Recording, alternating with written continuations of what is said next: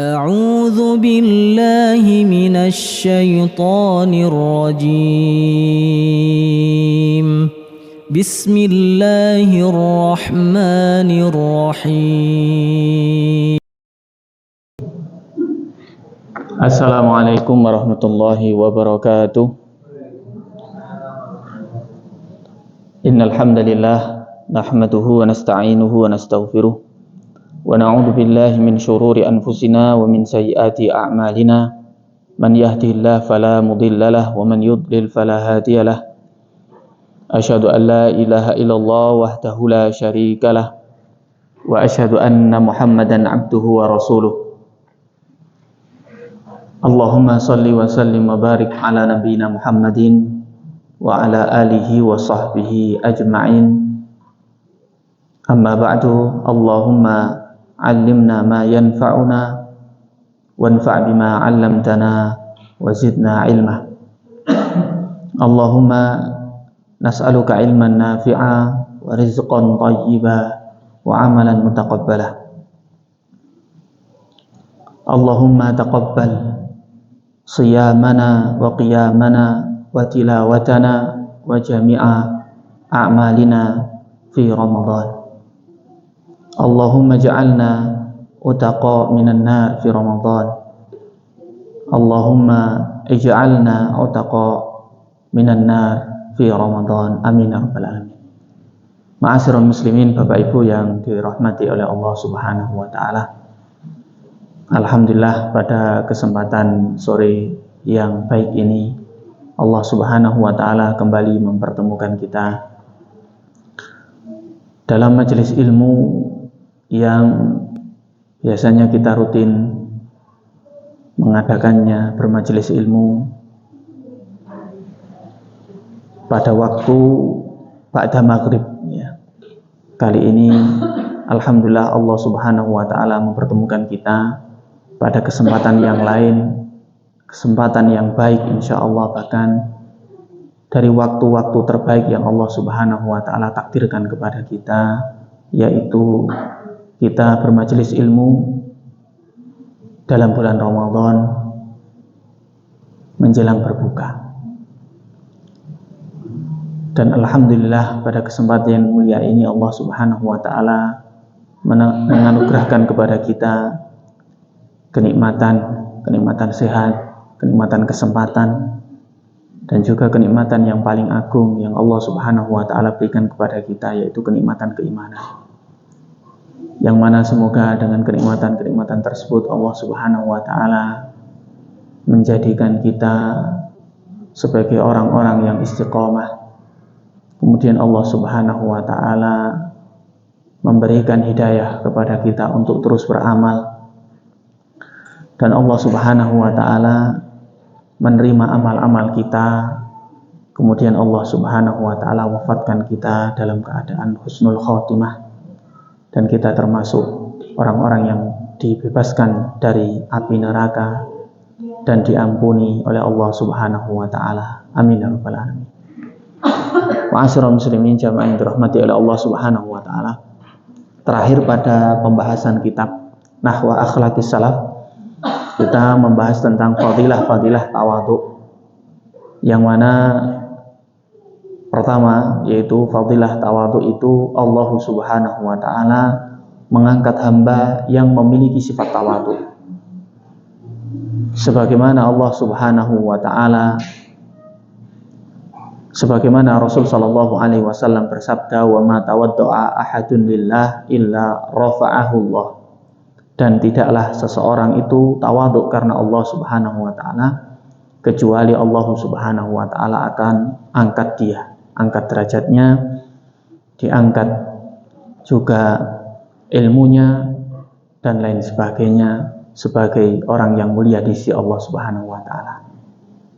Kemudian yang selanjutnya di antara fadilah tawadhu itu adalah at-tawadhu sababul ilmi wal hikmah. Ya.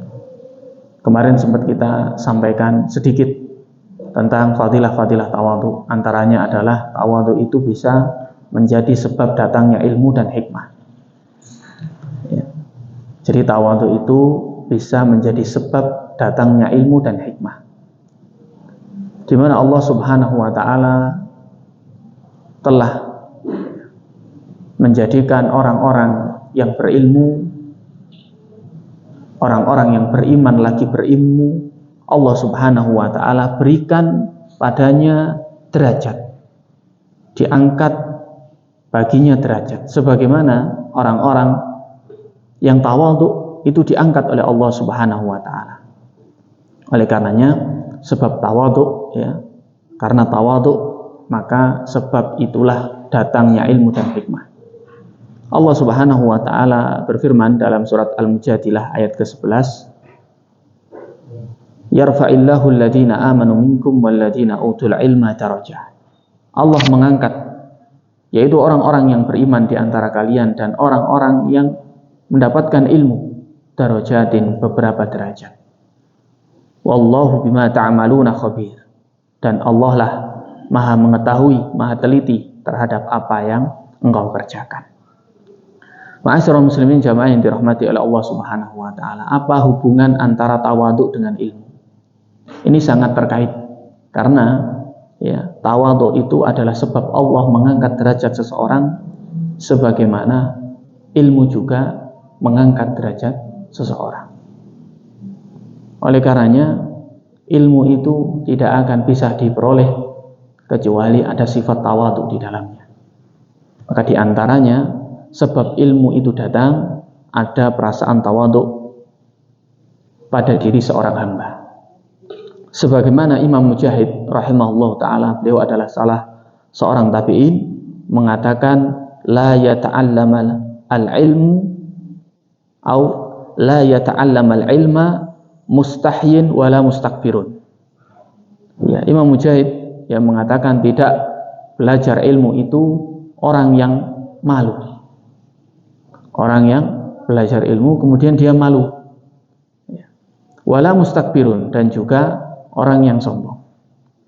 Jadi Imam Mujahid mengatakan tidaklah ilmu itu dituntut, ya, tidaklah ilmu itu dicari kepada orang-orang yang malu, pemalu, minder.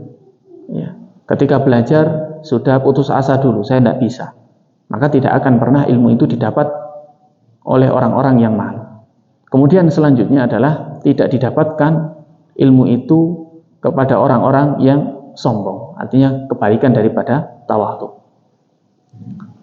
Sebagaimana pula yang dikatakan oleh Ibnu Mubarak rahimahullahu taala tentang seseorang harus terus-menerus dalam keadaan tawadhu sehingga ilmu itu bisa didapatkan. Beliau mengatakan la yazalul mar'u aliman ma talabal ilma. Seseorang akan terus-menerus dalam keadaan berilmu selagi dia menuntut ilmu.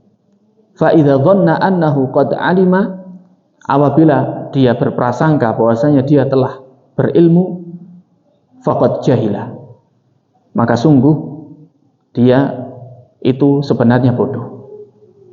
Jadi seorang yang berilmu itu adalah orang yang terus-menerus menuntut ilmu. Sedangkan orang yang menganggap dirinya berilmu, maka hakikatnya dia telah mandek. Hakikatnya dia telah bodoh, karena dia menganggap dirinya sudah berilmu. Nah, di sini adalah tanda bahwasanya orang yang sombong, ya, tidak mau menuntut ilmu lagi. Artinya dia mencukupkan diri terhadap apa yang dia ketahui, kemudian merasa sombong dan tidak mau menuntut ilmu. Maka seperti ini akan menjadikan ilmu tidak akan bertambah, tidak akan didapat, ya, oleh orang yang seperti ini. Maka dari itu, ma'asyiral muslimin jamaah yang dirahmati oleh Allah Subhanahu wa taala, Rasul sallallahu alaihi wasallam mempermisalkan orang yang tawadhu itu seperti tanah yang subur. Seperti tanah, bisa saja tanah itu adalah tanah yang landai, tanah yang subur, yang gampang menerima air. Tanah itu, Bapak Ibu sekalian, kalau tanahnya itu landai, kira-kira air akan mudah jatuh, akan mudah mengalir kepadanya. Ditambah lagi, tanah tersebut subur, gampang menyerap air, dan seterusnya. Itu adalah permisalan Rasul Shallallahu Alaihi Wasallam terhadap orang yang tawadhu. Sebagaimana pengarang kitab ini membawakan sebuah hadis, bahwasanya Rasul Shallallahu Alaihi Wasallam bersabda, yang diriwayatkan oleh sahabat Abu Musa al-Ash'ari, bahwasanya beliau meriwayatkan dari Rasul Shallallahu Alaihi Wasallam, dan hadis ini adalah riwayat Al-Bukhari dan Muslim. Rasul Shallallahu Alaihi Wasallam bersabda, "Masalu ma ba'asani Allahu bihi minal huda wal ilm, kama salil ghaisil katsir asaba ardon." Permisalan petunjuk atau permisalan ilmu yang Allah Subhanahu wa taala mengutusku dengannya adalah permisalan seperti air hujan. Jadi beliau menganggap atau mempermisalkan ilmu itu seperti air hujan, seperti air, yaitu air yang bermanfaat yang mengenai tanah. Jadi ilmu itu permisalan seperti air hujan yang mengenai tanah. Fakana minha naqiyun. Di antaranya ada tanah itu tanah yang baik, yang mudah menerima air. Mungkin tanahnya bersifat agak landai. Mungkin tanahnya itu bersifat gampang menyerap air. Ya. Disebut di sini fakana minha naqiyatun. Di antaranya adalah tanah yang baik. Qabilat al-ma'a, tanah itu gampang menyerap air. Fa'ambatat al-kala wal usba al-katsira. Kemudian dengan air tersebut, dengan tanah yang ada yang bisa menyerap air tersebut, tumbuhlah tanaman-tanaman. Tumbuhlah tumbuhan-tumbuhan yang bermanfaat. Itu yang dikatakan oleh Rasul Shallallahu Alaihi Wasallam. Artinya ilmu itu laksana air yang mengenai tanah yang subur, kemudian ilmu tersebut menjadikan di dalamnya, atau air tersebut menjadikan di dalam tanah tersebut menghasilkan buah, menghasilkan tanaman, dan menghasilkan sesuatu yang bermanfaat. Sebagaimana ilmu itu bisa terserap kepada siapapun yang melandai, siapapun yang gampang untuk bisa menerima ilmu. Ya, gampang dipermisalkan dengan tanah yang baik. Wa kanat minha ajadib. Ya. Di antaranya juga ada tanah itu yang sangat baik dalam menyerap air. Amsakat alma, kemudian tanah ini bisa menahan air tersebut. Fanafa'allahu biha. Kemudian Allah Subhanahu wa taala menjadikan tanah dan air tersebut bermanfaat. Fanafa'allahu bihan nas. Kemudian manusia, ya, dengan izin Allah Subhanahu wa taala bisa memanfaatkannya. Fasyaribu, kemudian manusia itu meminumnya. Fasaqau, kemudian manusia juga bisa memberikan minum untuk ternak-ternaknya. Wazara'u, bahkan mereka juga bisa bercocok tanam. Ya, dengan air tadi, dengan tanah tadi. Minha ta'ifatun ukhra. Di sisi lain itu ada tanah yang lain. Innama hiya ki'anun. Ya, tanah tersebut itu disebut tanah ki'an. Tanah yang tidak subur. Mungkin tanahnya menggunduk, lagi tidak bisa menyerap air. Itu adalah tanah ki'ah. La tumsiku ma'an. Tidak bisa menyerap air. Wala tumbitu kalaan. Dan juga tidak bisa menumbuhkan rerumputan atau tanaman-tanaman. Nah, ini permisalan yang kedua. Ada tanah yang menggunduk. Ya, itu tanah kalau di dataran tinggi, apalagi tanahnya tidak banyak tanamannya, ya, maka air akan mudah jatuh, akan mudah mengalir ke tempat yang lebih landai. Ya. Rasul Shallallahu Alaihi Wasallam melanjutkan, fadzalika masaluman faquha fiddi. Itu adalah permisalan orang yang memahami agama.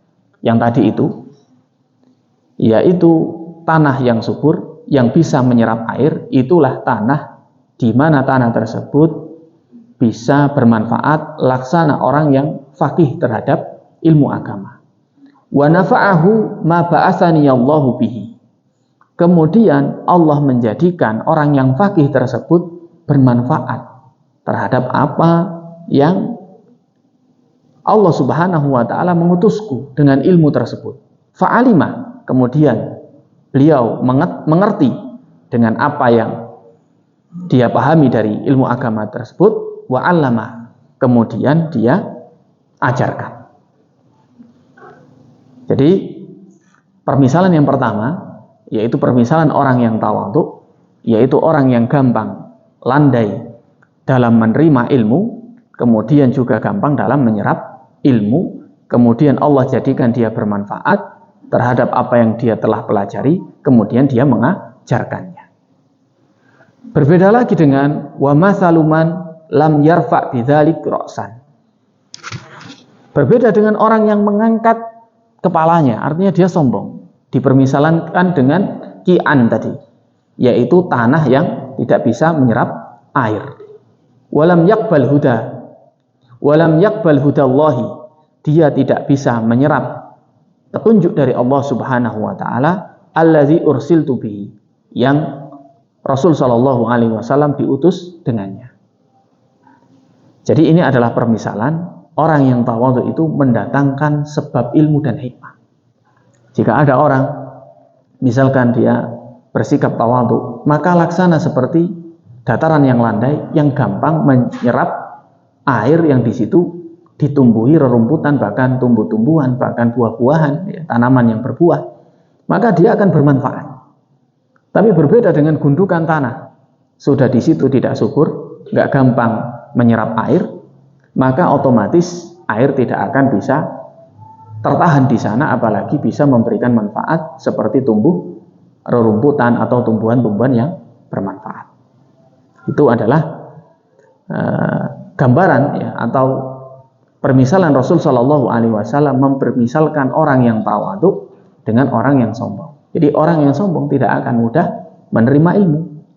Laksana tadi ki'an atau tanah yang menggunduk, yang tidak bisa menyerap air, sehingga tidak bisa banyak memberikan manfaat. Ma'asyiral muslimin jamaah yang dirahmati oleh Allah Subhanahu wa taala. Itu adalah bentuk ya, bagian daripada gambaran contoh orang-orang yang tawadhu. Sebagaimana orang-orang yang tawadhu itu gampang bagi dirinya untuk mengambil hikmah, karena dia tidak menjadi orang yang istijar, tidak menjadi orang yang keburu-buru, tergesa-gesa, tidak, gampang mengambil hikmah. Baik itu hikmah kejadian yang bermanfaat, artinya kejadian yang dia sukai, kemudian dia mengambil hikmah, atau bahkan mengambil hikmah daripada musibah. Itu orang-orang yang tawadhu. Sehingga dengan mudah dia itu istisgharul musibah.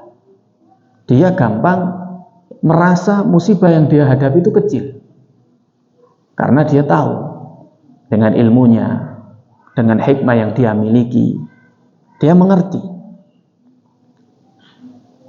Dan bahkan ya, orang yang tawadhu itu ketika mendapati musibah, dia membandingkan dengan orang yang mungkin saja musibahnya ini tidak lebih besar daripada musibah orang lain. Kadang ada orang itu ditimpa musibah lebih besar daripada dirinya. Nah, ini adalah bentuk cara istisghar al-musibah. Ini adalah bentuk cara memperkecil, menjadikan musibah itu seakan-akan kecil. Karena apa? Dia menganggap ada orang yang memiliki musibah lebih besar daripada dia. Nah, ini contoh orang yang hikmah ya. Dan ini tumbuh dari sikap yang tawadhu. Ya, jika kita ya memperhatikan apa yang pernah disabdakan oleh Rasul Shallallahu Alaihi Wasallam, Rasul pernah bersabda seperti ini: "Idza asobakum au idza asoba ahadukum musibatun." Jika salah seorang kalian itu tertimpa musibah, falyadhkur musibatahu bi, maka hendaklah dia mengingat ya, tentang musibah yang menimpa diriku. Jadi kita ya diperintahkan oleh Rasul Shallallahu Alaihi Wasallam, jika engkau menerima musibah, maka hendaklah engkau mengingat tentang musibah yang telah menimpa pada diri Rasul Shallallahu Alaihi Wasallam. Kita ketahui bahwa Rasul Shallallahu Alaihi Wasallam itu mendapatkan cobaan itu lebih besar daripada umatnya. Fa innaha a'dhamul masaib.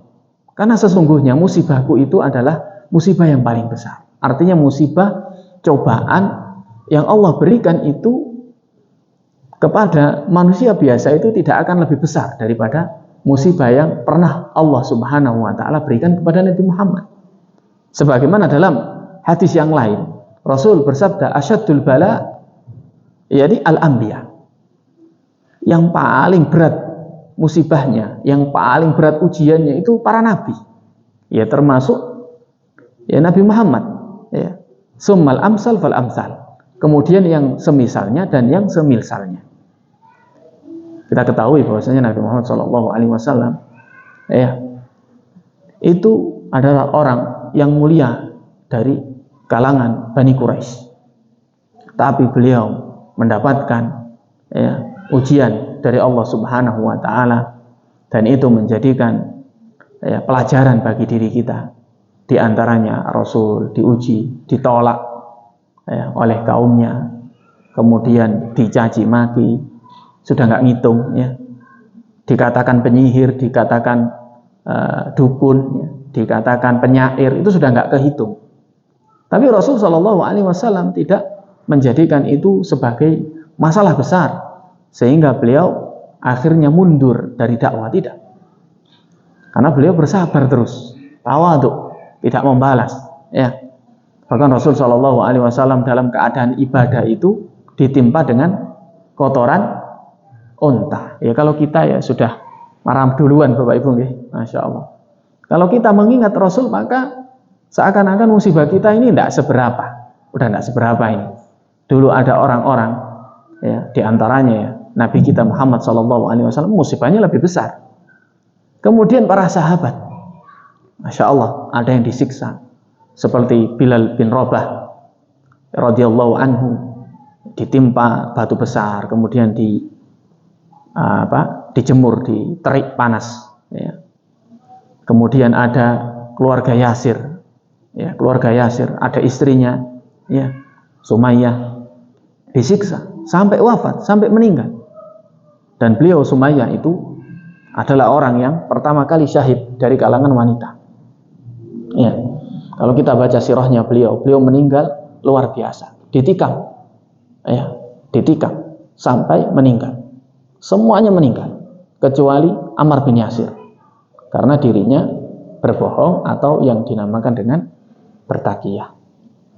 Jadi cobaan-cobaan ya yang kita terima ketika kita mengingat cobaan-cobaan yang dirasakan oleh para anbiya, para rasul ya, atau para sahabat itu tidak seberapa. Ketika kita mengetahui demikian akan gampang menerima hikmah, akan gampang tawadhu. Dan itu adalah bentuk tawadhu itu sendiri sebenarnya. Karena kita istisqor, merasa kecil musibah kita. Kemudian kita akan gampang ya, menghadap kepada Allah Subhanahu wa taala dengan memohon agar tetap dilindungi dan seterusnya.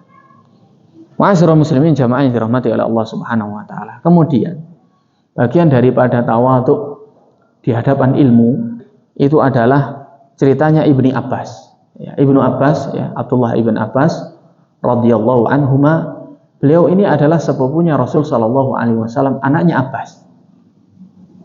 Beliau ini ya, dikatakan ya, dijuluki dengan Ra'isu al-Mufassirin, adalah pimpinannya para ahli tafsir. Tapi beliau tawadhu dalam mencari ilmu, Masya Allah. Sebagaimana beliau dijuluki Turjumanul Quran, orang yang mampu menafsirkan Al-Quran. Jika kita melihat kitab-kitab tafsir ya, perkataan Ibni Abbas itu akan banyak kita jumpai di mana-mana. Di tafsir-tafsir yang ada itu apa kan? Kita dapati perkataan Ibni Abbas. Tapi beliau pernah bertawadhu di hadapan ilmu, di hadapan orang yang lebih berilmu, yaitu di hadapan Ubay bin Ka'ab radhiyallahu anhu.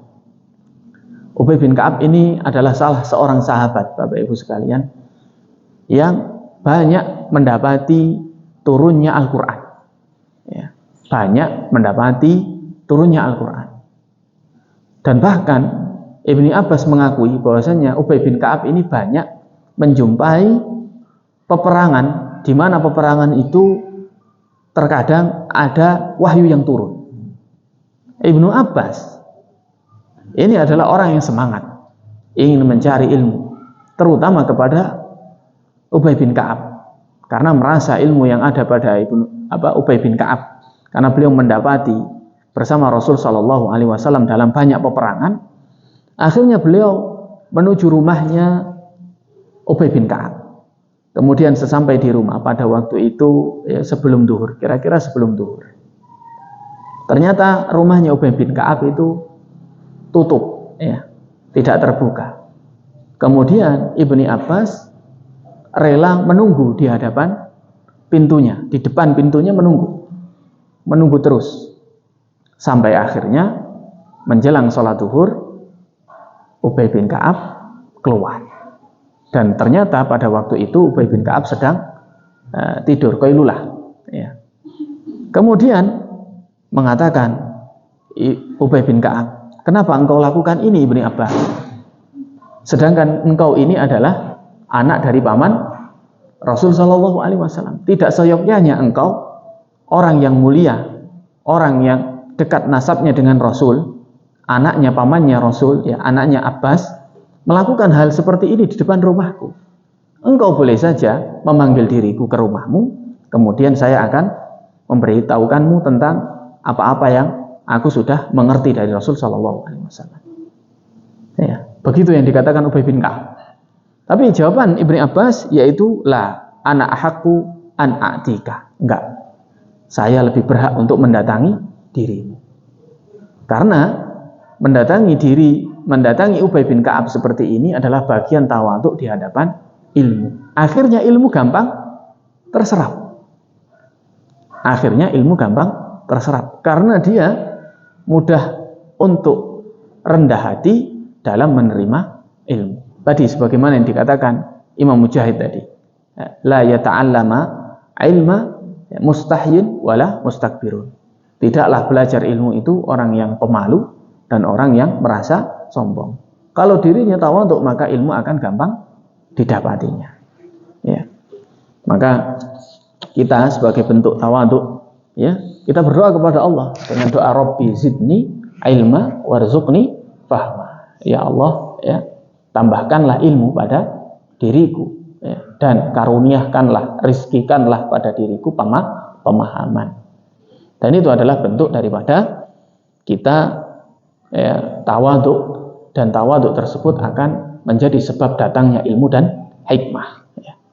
Itu adalah fadilah yang selanjutnya. Ini termasuk fadilah yang kedua, karena fadilah yang pertama yang Allah mengangkat derajat orang-orang yang tawadhu itu telah kita bahas sebelumnya. Kemudian fadilah yang selanjutnya yaitu tawadhu bisa mendatangkan keselamatan dan kelembutan. Ya.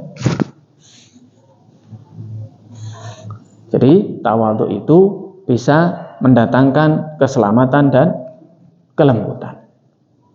At-tawadhu yajlibus salamah wa yurithu al-ulfah.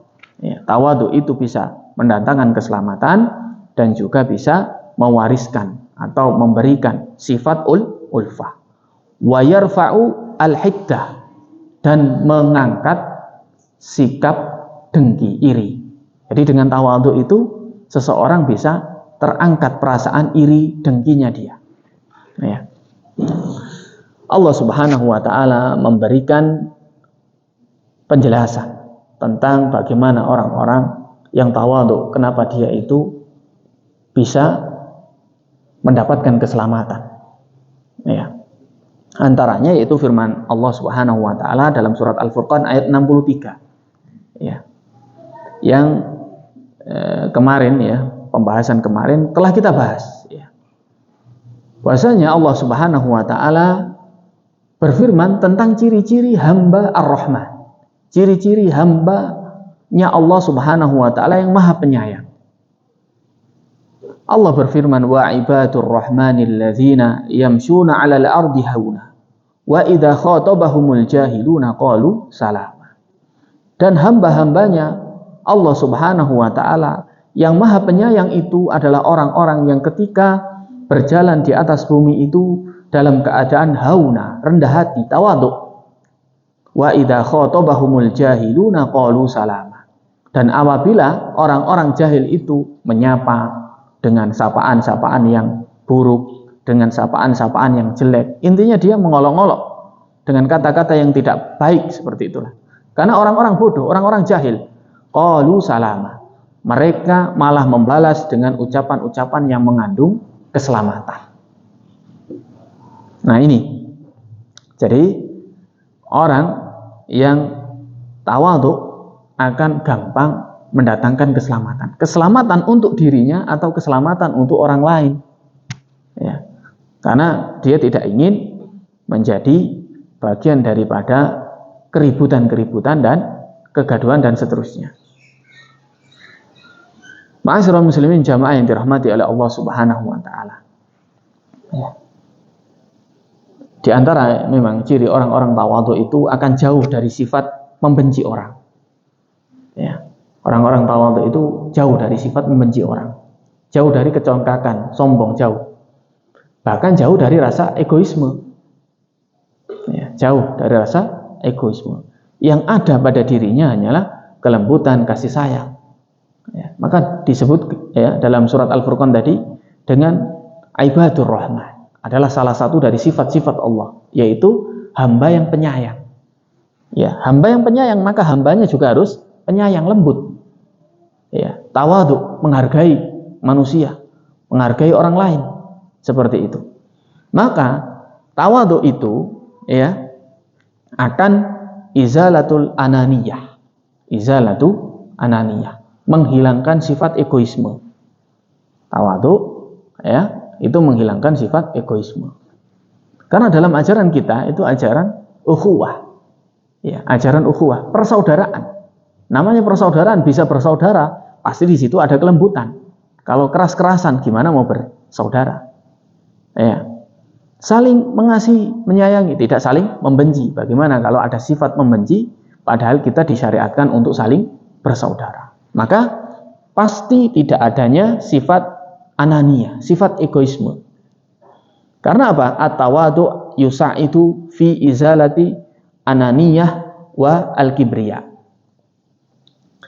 Tawadhu itu akan menolong seseorang untuk terhindar dari sifat egoisme dan sifat sombong.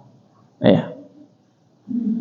Wa ziyadatul khudu, dan dia akan bertambah perasaan khuduknya di hadapan orang lain. Apalagi orang-orang itu adalah orang-orang yang punya kemuliaan, punya hak yang lebih ya, pada diri kita. Maka kita lebih khuduk. Ya. At-tawadhu yaj'alu asy-syakhsu aktsara khudu'an. Tawadhu itu akan menjadikan seseorang semakin bisa khudu, berlemah lembut. Ya, berlemah lembut dengan keluarganya, berlemah lembut dengan istrinya, berlemah lembut dengan suaminya, berlemah lembut dengan anak-anaknya, saudaranya dan seterusnya. Ya, tidak gampang marah ya. Tidak gampang ngambek misalnya dan seterusnya. Apalagi misalkan antara anak dengan bapak atau ibunya. Terlebih lagi ya yang paling sering ya, sekarang kalau kita mungkin sudah berkeluarga, yang paling sering ya antara suami dengan istri, antara istri dengan suami. Seorang istri tahu posisinya, bahwasanya dia mentaati suaminya, khudu tawadhu di hadapan suaminya, sehingga akan tercipta ulfah, kelembutan. Nah, tadi itu ketika keselamatan sudah tercipta, dia tidak gampang marah, tidak gampang kecewa dan seterusnya ya. Maka akan tumbuh rasa ulfah, rasa dia berkasih sayang, berlemah lembut ya. Terlebih lagi lemah lembut dengan pasangannya. Seorang istri lemah lembut dengan suaminya, seorang suami lemah lembut dengan istrinya ya. Ya memang kadang dalam keseharian ya, terutama kita dalam menjalankan ya kehidupan berumah tangga yang merupakan ibadah, ya, itu ada hal-hal yang menjadikan kita kecewa, ya, marah dan seterusnya. Tapi kembali kita ingat bahwasanya kita ini, ya, menjalin hubungan, lebih-lebih hubungan kekeluargaan itu harus didasarkan dengan ulfah. Ketika tegak, ya, syariat-syariat Allah dengan baik, ya, syariat-syariat sholat, syariat-syariat puasa, syariat-syariat akhlak itu tegak dalam rumah tangga, insya Allah ulfah, kelembutan, ya, itu akan datang dengan sendirinya. Tapi ketika tidak ditegakkan di situ sholat, tidak ditegakkan atau dijalankan di situ puasa, bahkan tidak ada di dalamnya itu rasa kasih sayang, rasa tawadhu antar satu dengan yang lain, pasti akan gampang terjadi namanya kekerasan dan kebencian. Ya.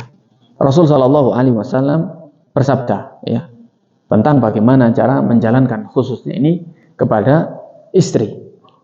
Rasul Shallallahu Alaihi Wasallam bersabda, "Idza sholat imro'atun khumsah." Jika seorang wanita itu sholat 5 waktunya, wa shamat syahroha, dan dia puasa bulan Ramadannya, wa hafizat farjaha, dan menjaga kemaluannya, wa ata'at zaujaha, kemudian dia taat kepada suaminya, qila laha, akan dikatakan kepada seorang perempuan tadi, seorang istri tadi, udkhuli al-jannah, masuklah engkau ke dalam surga, min ayyi abwabil jannah syi'ti, dari pintu surga mana saja yang kamu kehendaki. Di situ ada menegakkan sholat, mengerjakan puasa, menjaga kemaluan, dan taat pada suami. Tentu di sini akan dibarengi dengan sifat lemah lembut, sifat tawadhu, sifat menahan amarah, tidak gampang marah, ya. Maka dikatakan nanti di akhirat, udkhuli al-jannah, masuklah kamu, wahai perempuan yang sudah melakukan hal-hal tersebut, min ayyi abwabil jannah syi'ti, dari pintu surga mana saja yang kamu kehendaki. Dalam riwayat lain, Bapak Ibu sekalian, pintu surga itu jaraknya itu luas sekali. Dikatakan baina Busra wa Makkah, au baina Hajar wa Makkah. Hajar itu sekarang kira-kira negara Bahrain sampai ke Mekah, dan Busra itu kira-kira Palestina, ya, sampai ke Mekah. Itu pintu surga. Satu pintu surga jaraknya seperti itu, ya. Dan perempuan yang taat pada suaminya tadi itu mendapatkan surga, ya, dan diminta untuk masuk surga dari mana yang dia kehendaki, ya. Tapi juga begitu pada pasangannya juga harus memperlakukan sama dengan apa yang telah diperlakukan istrinya kepada dia, dengan lemah lembut dan mengayomi serta kasih sayang. Walahunna mithlul ladzi alaihinna bil ma'ruf, ya. Dan bagi seorang istri, perempuan-perempuan itu mendapatkan sebagaimana kita mendapatkan bil ma'ruf, dengan cara yang baik, bukan semena-mena. Demikian, ma'asyiral muslimin jamaah yang dirahmati oleh Allah Subhanahu wa taala, bahwasanya tawadhu itu bisa mendatangkan keselamatan, kelemah lembutan, dan juga menghilangkan kedengkian. Ya. Sebenarnya menghilangkan kedengkian ini kita pisah, ya, kita pisah dengan tadi keutamaan, yaitu tawadhu bisa menghilangkan kedengkian. Jadi rasa dengki atau rasa iri itu, Bapak Ibu yang dirahmati oleh Allah Subhanahu wa taala, itu bermula atau bermuncul pada perasaan kurang bersyukur kepada Allah Subhanahu wa taala. Itu adalah perasaan iri, berawal dari kurangnya bersyukur kepada Allah Subhanahu wa taala yang sudah dimiliki. Kemudian muncul lagi ketika dia melihat nikmat yang dirasakan orang lain, dirasakan oleh orang lain, kemudian menganggap Allah Subhanahu wa taala tidak memberikan sebagaimana nikmat yang telah diberikan kepada orang lain. Akhirnya timbul dengki. Akhirnya timbul hasad. Nah, sebagai orang yang tawadhu, ya, maka dia memahami bahwasanya apa yang Allah Subhanahu wa taala rizkikan kepada dirinya ini, ya satu saat ya akan dihisab juga, dihitung juga. Sebagaimana orang lain ketika mendapati rizki dari Allah Subhanahu wa taala, ya akan dihitung dan dihisab juga. Ketika seperti ini didapati pada diri seseorang, ya, karena dia nerima tawadhu dengan apa yang telah Allah Subhanahu wa taala karuniakan kepada dirinya, maka dia akan gampang menerima. Dan ini yang dimaksud dengan hati yang bersih. Hati yang bersih daripada kesombongan, kedengkian, dan juga hati yang bersih daripada hasad tadi. Karena dia yakin bahwasanya ketika dia nanti datang kepada Allah Subhanahu wa taala, dia datang dengan hati yang bersih, maka dia akan mendapati dirinya nanti akan dimasukkan dalam surganya Allah Subhanahu wa taala. Sebagaimana Allah Subhanahu wa taala berfirman, "Yauma la yanfa'u malu wala banun illa man atallaha biqalbin salim." Hari di mana tidak bermanfaat harta dan anak-anak kecuali orang yang datang kepada Allah dengan hati yang salim, hati yang salim, hati yang selamat dari sifat-sifat yang bisa menjadikan orang tersebut hatinya kotor. Ya, jadi tawadhu akan menghilangkan hasad karena dirinya mengetahui kenikmatan yang telah Allah Subhanahu wa taala berikan kepada dirinya, wajib untuk dia syukuri. Begitu juga dengan hal apa-apa yang menjadi musibah pada dirinya, wajib dia sabar, sehingga dengan mudah dia akan menerima apa yang menjadi takdirnya dari Allah Subhanahu wa taala. Ma'asyiral muslimin jamaah yang dirahmati oleh Allah Subhanahu wa taala. Di antara ya bentuk tawadhu'nya Rasul sallallahu alaihi wasallam itu juga perlu kita ketahui agar menjadi bagian daripada contoh bahwasanya Rasul sallallahu alaihi wasallam itu adalah makhluk yang paling tawadhu. Satu ketika Rasul sallallahu alaihi wasallam itu menyiapkan pasukan ketika hendak perang Badar. Jadi ketika hendak perang Badar, Rasul menyiapkan pasukan. Kemudian ada dari salah seorang sahabat itu barisannya tidak lurus. Ya, ada dari salah seorang sahabat itu barisannya tidak lurus. Kemudian oleh Rasul mungkin disentuh gitu ya, atau agak dipukul dengan kayu siwaknya agar lurus. Ya, istaqim, istau, disuruh lurus. Ya. Kemudian beliau mengatakan, apa yang kau lakukan wahai Rasul? Aku kesakitan. Seperti itu. Kalau aku kesakitan, maka aku ingin kisos. Aku ingin melakukan apa yang telah engkau lakukan kepadaku, yaitu balas mukul. Ya, kalau orang biasa, ada orang pemimpin ya meluruskan, kemudian dikatakan, oh kamu telah menyakitiku, saya mau balas kamu nyakiti juga. Pasti ya mungkin jawabannya tidak sebagaimana jawaban Rasul. Nah, saya kan pemimpin, ya kamu memang nggak lurus, makanya saya luruskan dengan tongkat atau dengan kayu siwak. Enggak, Rasul tidak seperti itu. Baik, kisoslah aku. Diberikanlah kayu siwak tadi kepada salah seorang sahabat tadi itu. Akhirnya ternyata dia nggak terima. Enggak, saya mau perutmu dibuka. Perut engkau dibuka. Dibukalah perutnya Rasul. Kemudian tidak jadi dipukul, malah dipeluk oleh orang tersebut, ahli Badar tadi. Ya, ini menunjukkan tawadhu'nya Rasul. Ketika ada orang minta kisos gara-gara dipukul dengan kayu siwak, beliau dengan lemah lembut ya malah mempersilahkan untuk dipukul kembali, bahkan dipukulnya dengan tidak memakai pakaian. Tapi yang dilakukan oleh sahabat tidak balas mukul ya, tapi dipeluk. Kemudian mengatakan, inilah yang aku harapkan dari dulu wahai Rasul, bisa menyentuh ya kulitku dengan kulitmu. Ya, Masya Allah. Ini adalah bagian daripada bentuk tawaduknya ya Rasul Shallallahu Alaihi Wasallam. Ya, tidak gampang marah, bahkan beliau menghendaki agar seseorang ya mengkisos apa yang dia lakukan. Ma'asyiral muslimin jamaah yang dirahmati oleh Allah Subhanahu wa taala. Tentang ya tawadhu itu bisa menghilangkan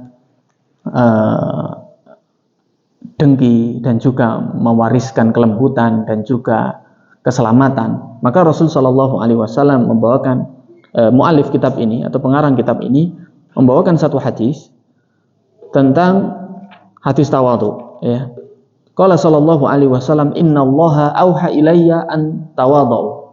Sesungguhnya Allah mewahyukan kepadaku agar tawadhu. Engkau bertawadhu, antara engkau saling tawadhu. Hatta la yafkhar ahadun ala ahadin. Sampai tidaklah ada seseorang dari kalian saling berbangga dengan yang lainnya. Ya, ini bentuk pesan daripada Rasul Shallallahu Alaihi Wasallam tentang tawadhu, karena tawadhu bisa ya mengambil ya mendatangkan keselamatan dan juga mewariskan kelemah lembutan dan menghilangkan perasaan dengki. Ma'asyiral muslimin jamaah yang dirahmati oleh Allah Subhanahu wa taala. Sebenarnya tentang tadi ini tawadhu bisa menjadi sebab datangnya ilmu ya, dan tawadhu bisa mendatangkan hikmah. Itu ada syair ya dalam kitab ini. Ya tidak terbaca tadi. Tapi tidak apa-apa saya bacakan ya sebagai bentuk daripada tambahan ya faedah. Bahwasanya syair mengatakan wala ilmu harbun. Ya, ilmu itu akan lari lil fata kepada seseorang al muta'ali yang berlaku sombong. Ya, tadi kan dipermisalkan seperti gundukan tanah yang tidak dapat menyerap air. Kasaili seperti air yang mengalir. Harbun itu akan lari min makanin ali dari tempat yang tinggi. Ilmu itu seperti air ya, akan lari dari tempat yang tinggi sebagaimana ilmu itu sebagaimana air itu akan lari dari tempat yang tinggi lagi tidak menyerap air ya. Ma'asyiral muslimin jamaah yang dirahmati oleh Allah Subhanahu wa taala. Kurang berapa menit Bapak Ibu sekalian? 10 nih. Berhenti di menit ke berapa biasanya Pak? Oh nggih, berarti 5 menit lagi nggih. Ini sebenarnya sudah selesai dari fadilah-fadilah tawadhu ya. Pertama tadi Allah mengangkat, kemudian Allah Subhanahu wa taala menjadikan ilmu dan hikmah, kemudian mendatangkan keselamatan dan kelembutan, kemudian mengangkat kedengkian. Sekarang kita masuk pada umurun tadullu ala tawadhu, yaitu perkara-perkara yang menunjukkan tentang tawadhu. Seseorang bisa dikatakan tawadhu itu jika melakukan perkara-perkara tersebut ya. Yang pertama adalah al-khudu'u lil haqqi. Ya, tawadhu tunduk terhadap kebenaran. Ini sebenarnya sudah kita bahas panjang ya pada pertemuan yang lalu. Diulang kembali oleh pengarang kitab ini, termasuk bentuk tawadhu itu adalah dia al-khudu'u lil haqq, tunduk kepada yang hak. Yang pertama tunduk terhadap dalil, terhadap Al-Qur'an dan Sunnah, kemudian tunduk kepada keadilan. Ya. Dan juga tunduk kepada kebenaran ya. Dan diantara ya tawadhunya Rasul Shallallahu Alaihi Wasallam untuk menerima kebenaran itu ada salah satu kejadian ya, bahwasanya ada seorang perempuan mulia di kalangan orang tertentu, di kalangan suku tertentu.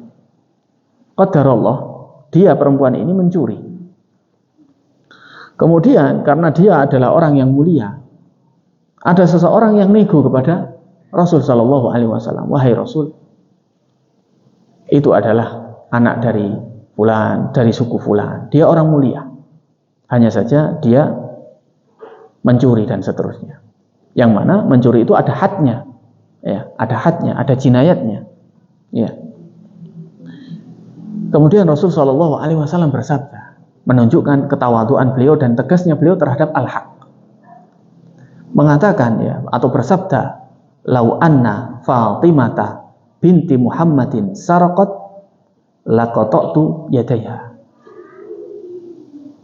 Seandainya Fatimah binti Muhammad itu mencuri, maka aku sendirilah yang akan memotong tangannya. Ya.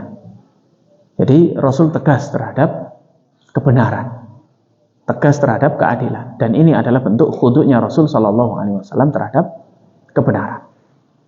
Ya, sekali lagi bahwasanya bentuk dari perkara-perkara yang menunjukkan ketawaduan itu adalah tunduk terhadap kebenaran. Karena ya lawannya adalah kibr, dan kibr itu adalah batarul haq wa ghamdun nas, menolak kebenaran dan meremehkan manusia. Selanjutnya yang termasuk hal yang menunjukkan tawadhu itu adalah ihtiramun nas, yaitu menghargai manusia lainnya. Seorang manusia, ya, saling menghargai, terlebih lagi itu adalah sesama saudara muslim, maka saling menghargai. Terlebih lagi saudara muslim dan dia punya kedudukan dan dia punya misalkan umur, ya, atau mempunyai usia yang lebih besar daripada dirinya, maka dia harus lebih tawadhu dengan seorang tersebut. Mu'allif atau pengarang kitab ini mengatakan annal aqilah idza ra'a man huwa akbar minhu tawadhu'a lahu. Jika seorang berakal itu, sungguh orang yang berakal itu, ketika dia melihat orang yang lebih besar daripada dirinya secara usianya atau secara ilmunya, tawadhu'a lahu, dia tawadhu terhadapnya. Wa qala sabaqani ilal Islam, dia itu telah mendahuluiku dalam Islam, artinya dia telah masuk Islam terlebih dahulu daripada diriku. Wa idza ra'a man huwa asghar sinnan, dan apabila dia melihat adanya seseorang yang lebih kecil usianya daripada dirinya, tawadhu'a lahu, dia tetap tawadhu. Wa qala sabaqtuhu ila dzunub, aku telah mendahulunya dalam perihal dosa-dosa, artinya aku telah melakukan dosa-dosa lebih dulu daripada dia, ya. Itu cara untuk bertawadhu, untuk ihtiram kepada yang lainnya. Kemudian selanjutnya yang termasuk, ya, menunjukkan tawadhu itu adalah al-qasdu fil masyi, yaitu sederhana dalam berjalan. Artinya berjalan gesturnya itu tidak menunjukkan sifat yang sombong, ya. Mungkin dimaklumi, ya, Bapak Ibu, ada gestur-gestur tertentu itu menunjukkan sifat-sifat sombong, ya. Dibawakan, ya, oleh mu'alif ini, ya, oleh mu'alif kitab ini, yaitu, ya, tadi surat Al-Furqan ayat 63, diulangi lagi, wa ibadur rahmanil ladzi yamshuna 'alal ardi hauna, dan hamba-hamba Ar-Rahman itu adalah ketika berjalan di muka bumi itu hauna, dia dalam keadaan tawadhu, dalam keadaan rendah hati, yaitu sakinatan, dalam keadaan sakinah, tenang, tidak terburu-buru, wa waqaron, dan juga tenang, ya. Sakinah dan tenang ini, sakinah dan waqar ini hampir sama maknanya. Namun sakinah ini lebih kepada secara umum, yaitu tenang zahir dan batinnya, sakinah namanya. Zahirnya tenang, batinnya tenang, itu sakinah. Wal waqar itu adalah tenang tapi lebih kepada zahirnya. Zahirnya tetap tenang, tidak terburu-buru, tidak tergesa-gesa, ya. Tidak gerusa-gerusu, ya. Itu adalah sikap yang dimaksud dengan hauna, ya. Ghairu mutakabbirin, dia tidak bersikap congkak atau sombong. Innahum yamshuna 'alal ardi masyatan sahlatan hainatan.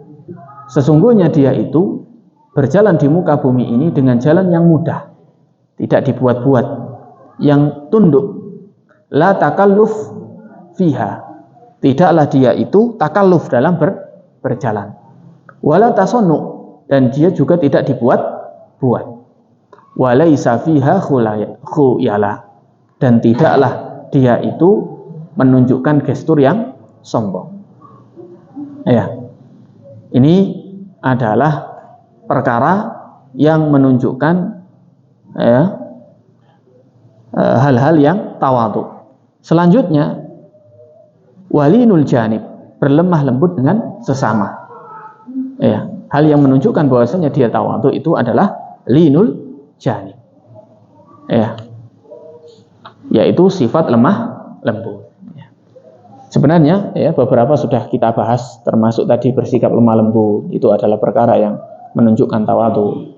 Kemudian sederhana dalam berjalan itu juga kita sudah membahas, terutama yang banyak kita bahas yaitu al-khudu'u lil haq, yaitu kita tunduk dalam kebenaran. Demikian ma'asyiral muslimin jamaah yang dirahmati oleh Allah Subhanahu wa taala. Pengajian pada sore hari ini semoga bermanfaat, semoga apa yang kita pelajari daripada ilmu ini menjadi sebuah amalan yang menjadikan kita semakin bisa berakhlak dengan akhlaknya para nabi, akhlaknya para sahabat, dan semoga Allah Subhanahu wa taala memasukkan kita ke dalam surga dengan akhlak kita. Subhanakallahumma bihamdika asyhadu an la ilaha illa anta astaghfiruka wa atubu ilaik. Shallallahu ala nabiyina Muhammadin wa ala alihi washabbihi ajmain. Assalamualaikum warahmatullahi wabarakatuh.